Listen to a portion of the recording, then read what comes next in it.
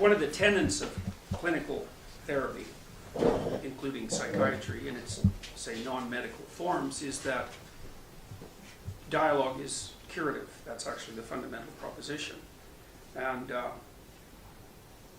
thing about having someone in therapy is, you know, they're often, like everyone, bent, out of shape quite badly, sometimes homicidal, sometimes homicidal's good enough, and hurt and vengeful, and you know, and for good reason often. No joke, good reason. If you were in their shoes, you'd feel the same way in all probability.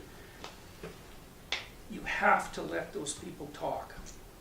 You have to let them talk. They don't even know what they think until they talk. You know, you think, and then you talk. It's like, no, you don't. You know, most people can't think at all, and I don't mean that in a pejorative sense. It's very, very difficult to learn to think, because to think, you have to hold an argument between two opposing positions in your own head. You have to delineate both positions, and you have to make, like, no, not a straw man out of either. You want to make, in Sam Harris's term, an Iron Man out of both, and then you have to do that alone. It's like, yeah, maybe you can do that if you're Dostoevsky, but because he's the only person I've seen who's really managed that consistently. But to expect anything other than an unbelievably well-trained mind to even step into that territory is naive beyond belief. Almost everyone thinks by talking. They don't even know what they think until they speak. And so often, if you let people speak, they'll speak and they'll say, you know, and then they become aware of some internal contradictions, or maybe they shock themselves. That happens a lot. It's like, oh, I can't believe I said that. And they hear what they have to say. They reveal themselves to themselves. Geez, that just enough right there is often enough to change them. But even if it isn't, let's say they're particularly intransigent, and we're not debating about whether hate speech exists, because bloody well right, it exists, and it can be unbelievably pathological, and I think I'm actually quite familiar with that sort of thing. But you want that out in the air so that people can hear it. You want to drive the people who hate underground? We know what happens psychologically when you do that. It's a very bad idea. Anything you drive underground thrives. It thrives. And it partly thrives because it isn't even allowed to express itself, and then it festers and turns into hatred that far exceeds the original. And the idea that you make society safe by not letting horrible people say terrible things is that it's not a good proposition. You want those people out in the open where they can say what they have to say. First of all, so they can see what they're like. Second of all, so that they can see how people respond, because you don't even know what you should think in some sense until you watch how people respond. You know, well, I won't go on and on about that, but and then the question, there's other questions. Who defines hate? Geez, that's a deadly one. It's like, it's great if you're on the left and the left is in power, because the left defines hate, but they're not going to be in power forever, man. And as soon as the people who are on the opposite side come into power, they're going to use whatever arguments you had and their own, and whatever you think is going to be hate speech, like, right now. So you should always, and this is what the founders of the American Constitution did, you know, they always thought, okay, how could an absolute malevolent fool screw this up?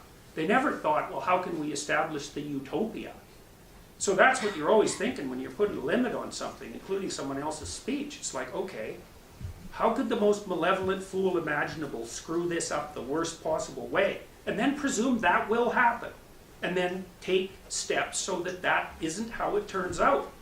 So you ought to let the people who have horrifying viewpoints express them, you know, subject to these limitations, because you want to make them into martyrs. That's what happened with I can't say it properly, Geert Wilders.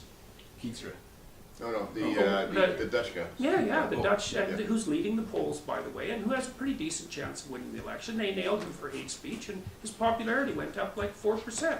It's like, doesn't seem like a very smart move to me, but I'm sure he's not too unhappy about it.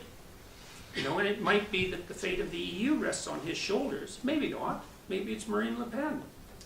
In the center of that? So let me tell you about an experiment. So, you know, people think they think, which we've already gone through, and they do that only to a limited degree, because thinking is hard, and mostly we do that by talking. But people also think they know what they're talking about when they say something, and generally they don't. And I'm not being cruel about this. Like, imagine I asked one of you to come up and draw a helicopter on the board. It's like, you know, you're going to draw like a helicopter a 5-year-old draws. It's going to be like a box with a beanie on top of it with a stick out the end. It's like helicopters. Like, no, that's not a helicopter. It's not even close. Like, what you don't know about helicopters is like would fill many volumes, right? But your knowledge is sufficient to communicate kind of an abstracted representation. And a lot of your thought is actually like that. You don't know as much as you think you know.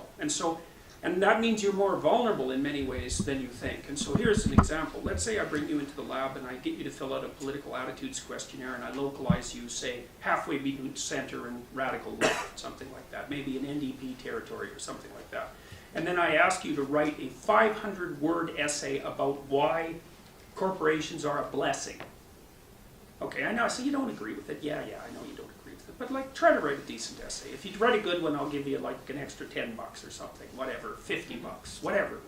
So you write out this essay and it's contrary to your viewpoint, and I bring you back the next week and I give you the same political attitudes questionnaire. Well, what do you think happens? You've moved substantially towards the right. And so if I regulate what you have to say, I regulate what you think. And you might think, no, but you're wrong. Because what you think, what you say, especially if you do it habitually, determines what you think.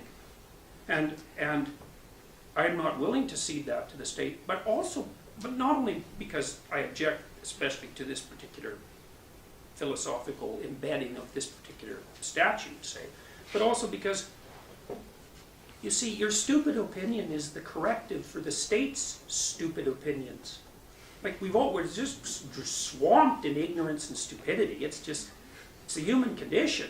And states are horrible, tyrannical messes. And individuals are like corrupt and blind. And so it's amazing we can stumble around in the world at all. But what you hope is that now and then some dingbat utters something vaguely sensible that helps curb the tyranny of the state. And you're going to have to let a lot of stupidity be aired before any pearls of wisdom emerge to the surface. So you have to let people stumble around like prejudiced morons, because that's what they are. But hopefully as they stumble and listen, they can become a little less appalling, and so can the state. And that's no utopian vision, I can tell you, that's for sure. But I've never seen a utopian state, and I've certainly never seen a perfect person, so it seems perfectly reasonable to me to phrase it in exactly that manner. Don't let people inside your head. It isn't obvious that they know what they're doing. So. Over here.